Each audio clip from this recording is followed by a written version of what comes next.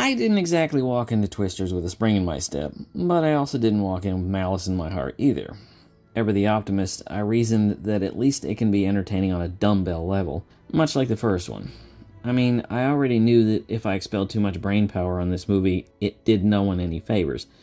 I know that I walked out with a general assessment that this was the most needless exercise I've seen since that remake of Poltergeist a few years ago. Note that I'm not calling Twisters a sequel.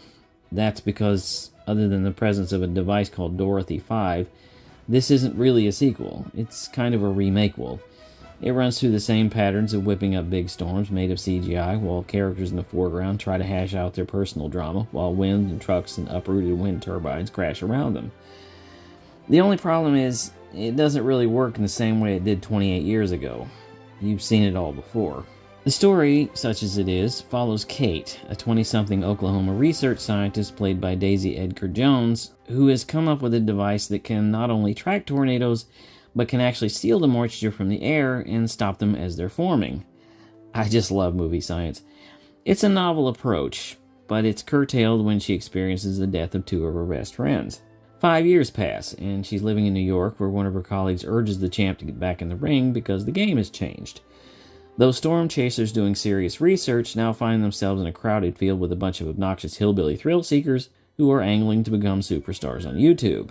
One of these tornado jockeys is Tyler, played with an annoying charm by Glenn Powell. He's come up with a way to anchor his truck to the ground in a way that I think will cause more problems than it will actually solve.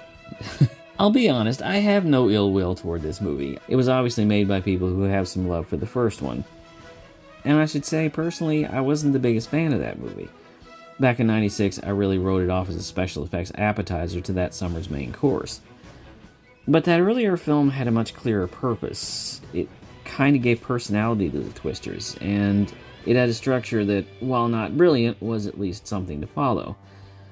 Twisters doesn't have that luxury. It meanders. Apart from the storm chasing stuff, there's a love story between Tyler and Kate that rings with a giant who cares. There's also the stuff about her research, there's a drama over the tragedy 5 years ago, but none of it ever feels connected. It feels plugged in. I'm sure that everyone will go and see this movie over the weekend, and a lot of people will love it, and I wish them well. For me, I just wasn't sucked in. I give it a C-. I'm Jerry Dean Roberts, and I'll see you next time.